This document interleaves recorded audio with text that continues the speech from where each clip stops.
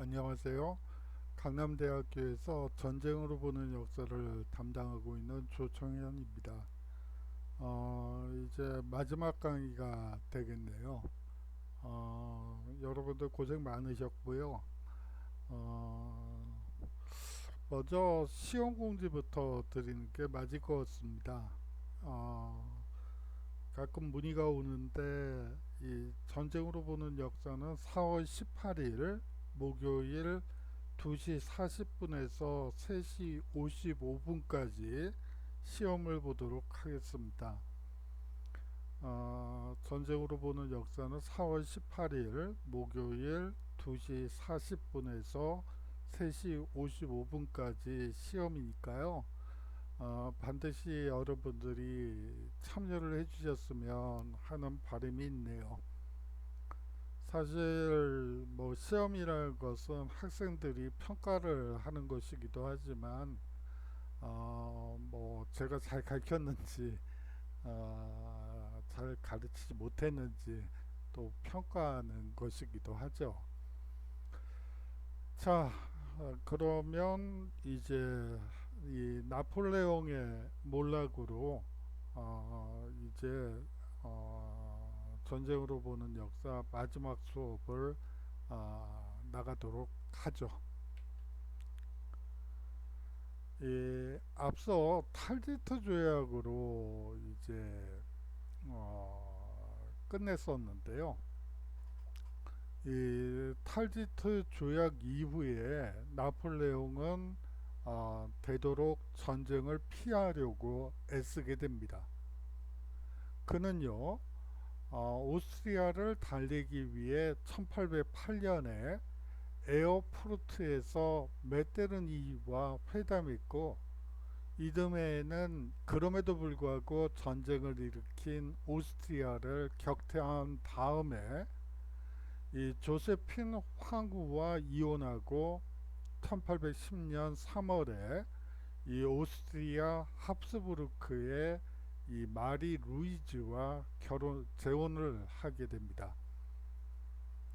이 조세핀이 후계자가 될 아이를 낳지 못하는 점이 기본 문제였고, 본래는 러시아 황실에서 신부를 얻으려던 것이었지만 유럽에서 가장 유서 깊은 가문인 합스부르크가의 사위가 됨으로써 앞서 얘기했던 아래 것으로서의 자신의 평판을 개선하고 이 오스트리아의 적개심을 누그러뜨리려는 계산도 깔려 있었던 것으로 보입니다.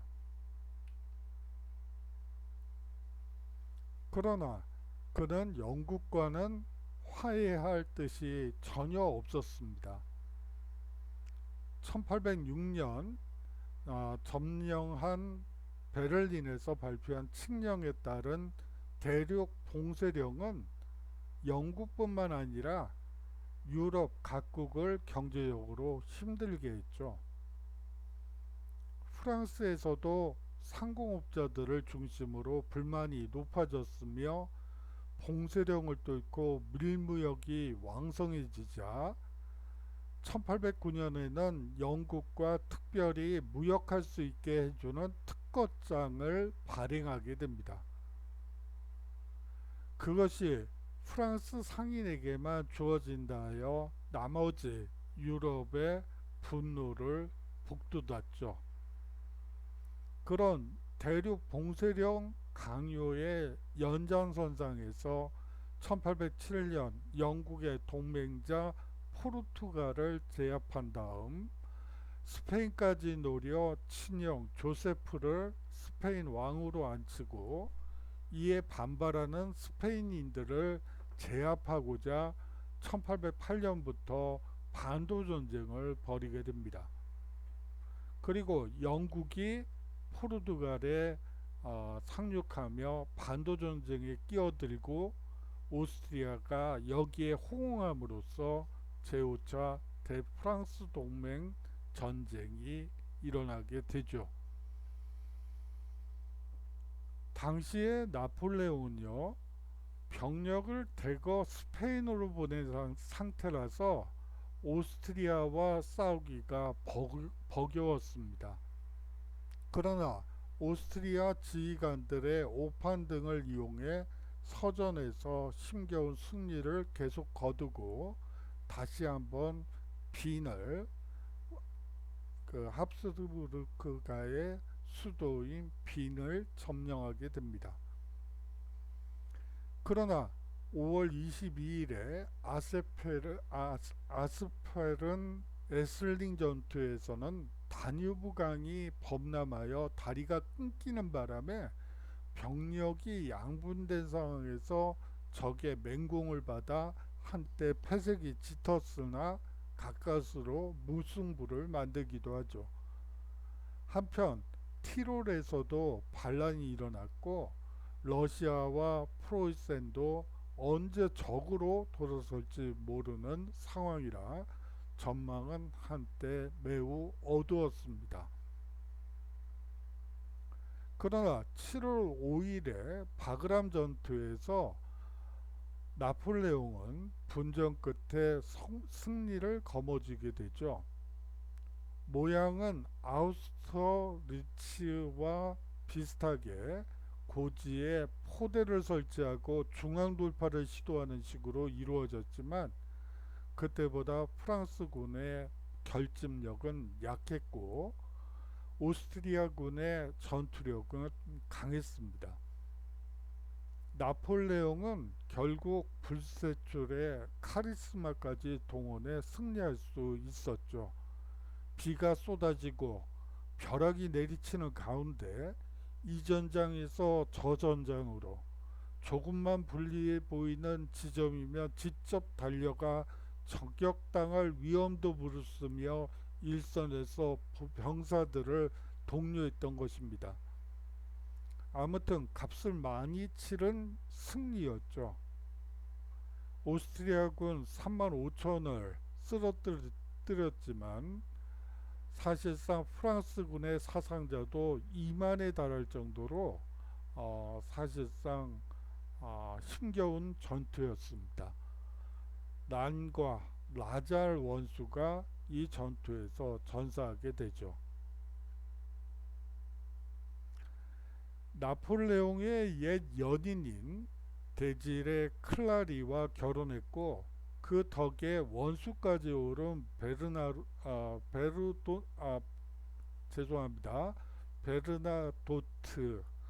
베르나도트는 이 전투 중에 명령을 어기고 제멋대로 후퇴하게 됩니다. 하지만 그를 용서한 나폴레옹은 얼마 후 그를 스웨덴 왕으로 앉혀주기까지 했죠. 그러나 이 베르나도트는 곧바로 칼을 거꾸로 쥐고 반 나폴레옹 전선에 가담하게 됩니다. 스페인의 전쟁은 끝이 안 보이고 티롤의 반란은 일단 진압되었으나 곧 재발했으며 독일 전역에서 크고 작은 반란이 계속되었습니다. 프랑스 국내에서조차도 암살 시도와 쿠데타 시도가 적발되고 탈레이란과 푸시에는 물밑에서 음모를 꾸미고 있었죠. 1808년부터 시작된 반도 전쟁을 본래 나폴레옹은 이 변방의 소규모 분쟁 정도로 생각했습니다.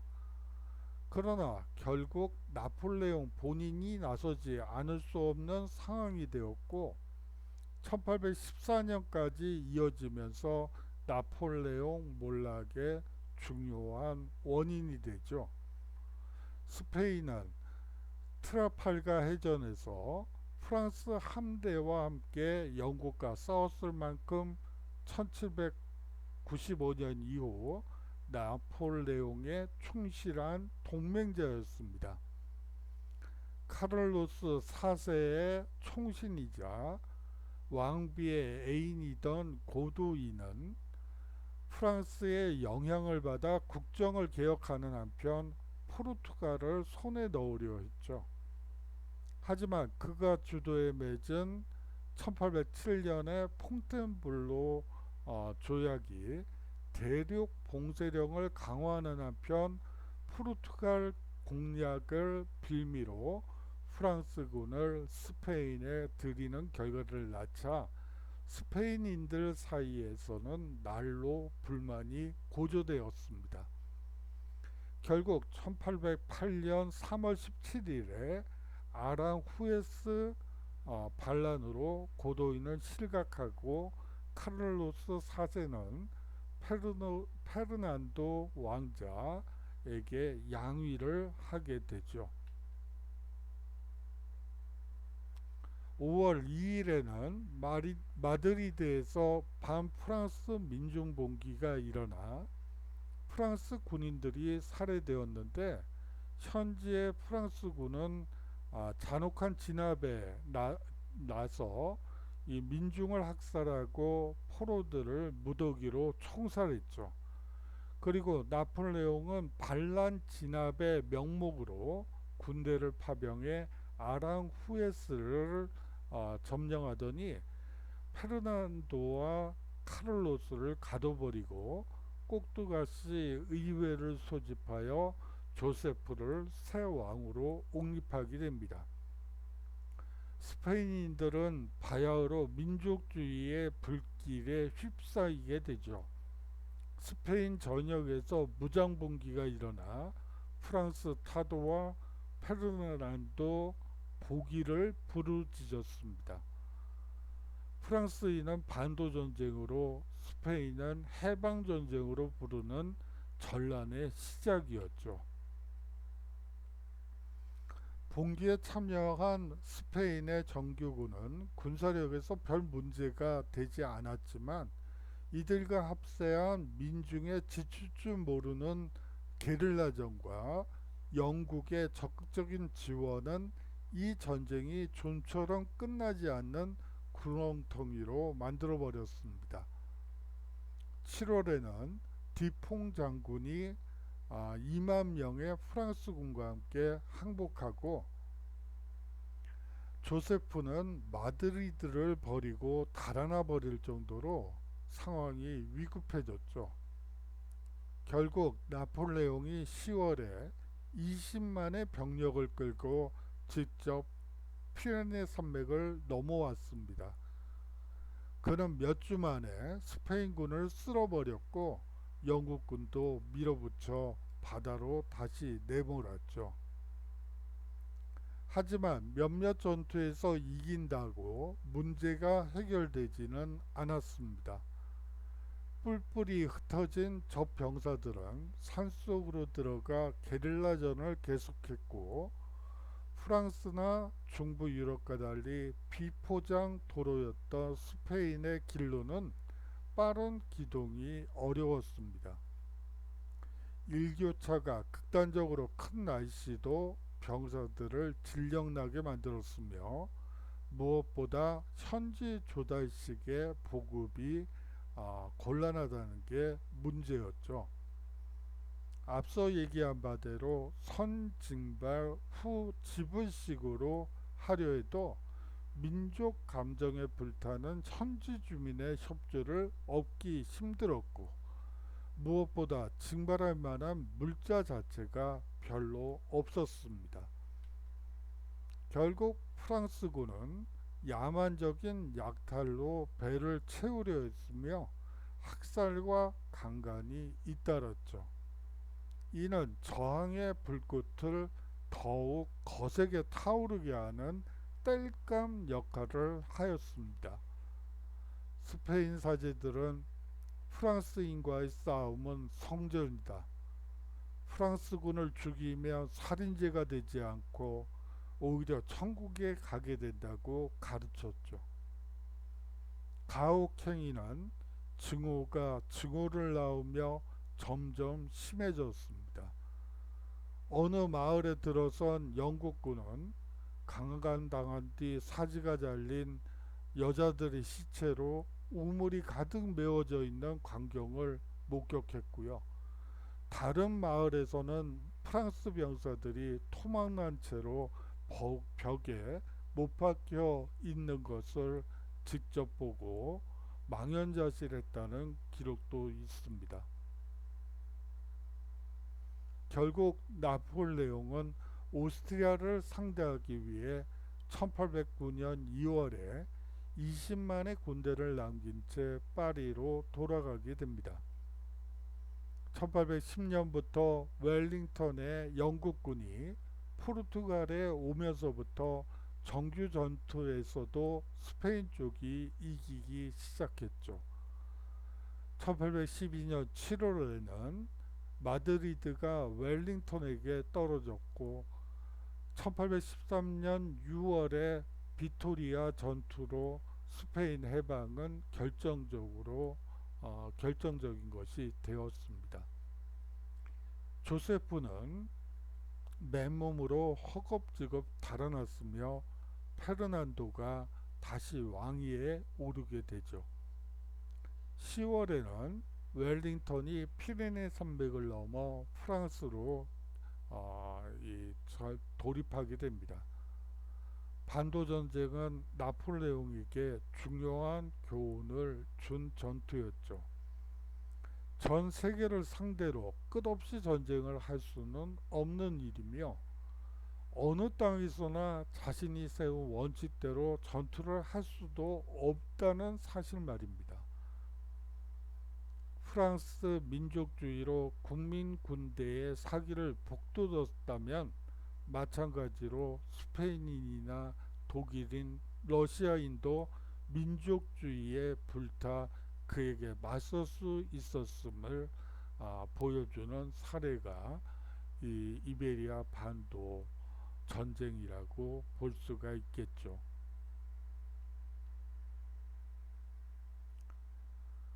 사실 전쟁사가들은 1812년에 러시아 원정을 나폴레옹 몰락의 직접적인 원인으로 평가하고 있습니다.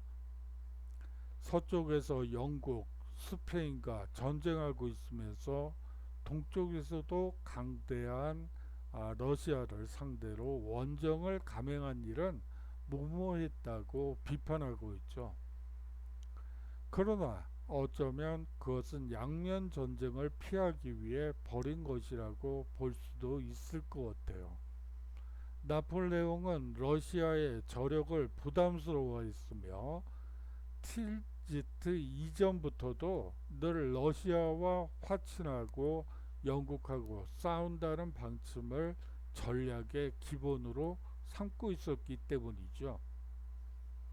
하지만 화해했다가도 어느새 조약을 어기고 공격해오는 러시아에게 나폴레옹은 아우스터리츠에서 오스트리아를 예나에서 프로이센을 잠재운 것처럼 한번 결정적으로 본때를 보임으로써 러시아의 도발을 장기적으로 예방해야겠다는 생각을 했던 것으로 보입니다. 최대한 빨리 러시아를 무릎 꿇리고 영국과의 전쟁에 전념하고자 했던 것이죠. 러시아는 1807년에서 1810년까지는 북쪽에서 스웨덴, 남쪽에서 투르크와 싸우느라 프랑스를 돌아볼 틈이 없었고 영국과도 명목적으로는 전쟁을 벌이고 있었습니다. 그러나 이후 스웨덴과 평화 조약을 맺고 영국 투르크와의 싸움도 멈추면서 나폴레옹이 세운 바르샤바 공국 쪽으로 눈을 돌리기 시작했죠. 이를 못마땅히 여기던 나폴레옹은 1810년에 영국이 대규모의 선단을 발트해에 출입시키며 대륙 봉쇄를 농락하자 분노하며 그 지역 일대를 무력 점령하게 됩니다. 그 중에는 러시아 황실과 막 사돈이 된 올덴부르크도 포함되어 있었죠. 여기에 분노한 알렉산드르 1세는 올덴부르크와 기타 독일 지역에서 철수하라고 통보합니다. 나폴레옹이 불응하자 더 이상 대륙 봉쇄령을 따르지 않겠다고 선언하게 되죠. 그리고 1812년 4월 영국, 스웨덴과 더불어 대프랑스 동맹을 다시 결성하게 됩니다. 나폴레옹은 육군 35만에 동맹국 및 위성국들이 보낸 32만을 더하여 총 67만 명의 병력을 거느리고 러시아로 출발했습니다. 러시아에는 100만여 병력이 있었으나 전국에 흩어져 있음을 감안하면 병력 면에서 별로 우위라고 볼 수도 없는 상황이었죠. 그러나 1812년 6월에 니멘 강을 건너며 원정이 시작되었으나 2개월이 되도록 전투다운 전투를 해볼 수 없었습니다. 러시아군은 집결하여 장을 겨루기보다 후퇴하며 청야전술로 집과 밭을 불태우기만 했죠. 보급대의 식량은 몇 주 만에 거덜났고 현지 도달이 어려운 점은 스페인 이상이었습니다. 말먹이도 없어서 군마가 들판에 풀을 뜯다가 중독사하는 일까지 생길 정도였죠. 마침내 8월 17일에 스몰렌스크 공방전이 그리고 9월 7일에 보로디노 전투가 벌어지게 됩니다. 보로디노 전투는 모스크바까지 빼앗기면 안 된다는 러시아군의 생각에서 치러졌는데 대포의 일제 사격을 중심으로 한 사륙전 끝에 프랑스가 승리했지만 병이 심했던 나폴레옹은 후퇴하는 적군을 쫓을 기력이 없었습니다. 따라서 러시아군은 상당한 전력을 보존했는데 수기 끝에 더 이상의 결전을 하지 않고 청야전술과 동장군의 영향을 두고 보기로 결정하게 되죠. 그래서 나폴레옹은 9월 15일에 모스크바에 입성했지만 다음날 도시 전체가 화염에 휩싸이는 걸 보고 얼이 나가버립니다. 그는 러시아인들을 이해할 수 없었죠. 어째서 자신이 마침내 본때를 보여줬는데 광화교섭에 나서기는커녕 자신들의 손으로 소중한 도시를 불사른단 말인가요? 그는 폐허가 된 모스크바에서 한 달이나 머물며 알렉산드르의 연락을 기다렸으나 끝내 소식이 없자 10월 19일에 모스크바에서 철수하게 됩니다.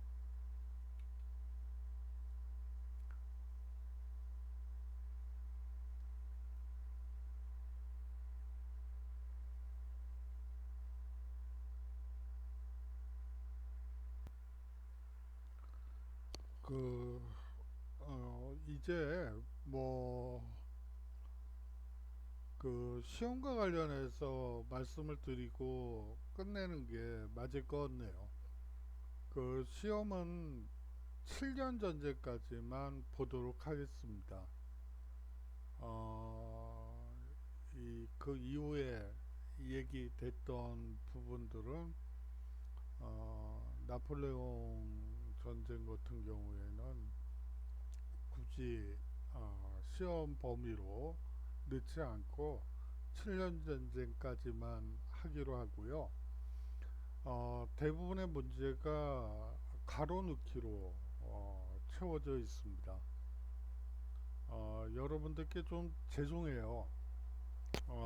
이게 LMS 상으로 시험을 보는 거기 때문에 이게 뭐 사실상 뭐 커닝을 예방할 수 있는 방법이 없는 게 문제죠. 그런데 뭐 사실상 교육부에서는 객관적인 성적 산출 기준을 제시하라고 하고, 그러다 보니까 결국은 LMS 시험을 볼 수밖에 없고, 이제 만약에 문제가 되는 경우에 사실상 문제를 예방해야지 되겠죠. 그 방법으로 제가 생각한 거는 여러분들에게 기말 레포트를 거둬서 만약에 기말고사에 문제가 발생하는 경우에 그냥 그 리포트를 가지고 점수를 드리는 방식으로 그렇게 생각하고 기말 리포트를 내주십사 부탁드린 거예요. 여러분들이 얼마나 힘들었을까는 제가 미루어 짐작할 수가 있어요. 제가 뭐 목소리가 청아한 것도 아니고 또 여러 뭐 통통 튀는 그런 목소리도 아니고 그냥 뭐 가끔 뭐 아들내미도 이제 군대 제대해가지고 와가지고 옆에서 듣더니 학생들 참 졸리겠다 그렇게 얘기를 하더군요. 그런 수업인데도 불구하고 지금까지 잘 따라와 주셔서 정말 감사드리고요. 사실 코로나가 아니었으면 제가 수업하고 싶었던 내용들이 있었어요. 그런데 그거는 하나도 못하고 그냥 PPT 만들고 그거 뭐 여러분들에게 읽어드리고 그러느라고 뭐 전혀 못했죠. 코로나가 뺏어갔죠. 언제쯤 끝날지 참. 그런데 전염병이라는 게 이렇게 도는 경우도 있네요. 그냥 듬성듬성.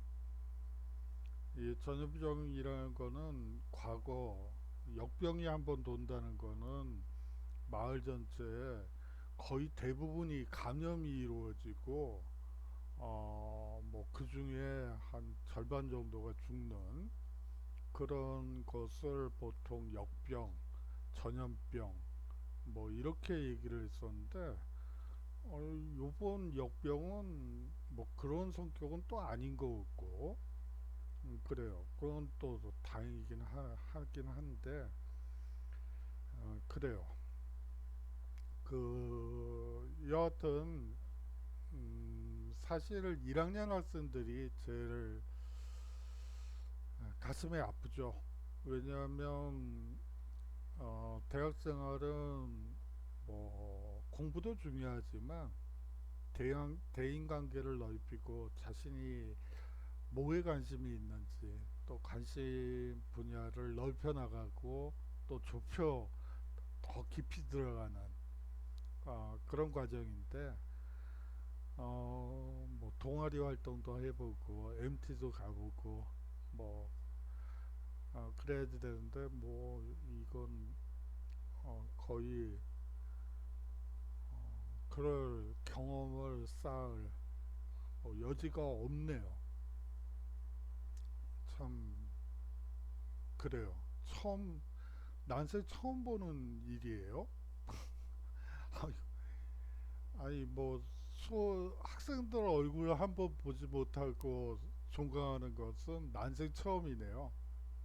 강사 생활 이제 한 횟수로 20년 가까이 했지만 이런 경우는 처음 보는 것 같습니다.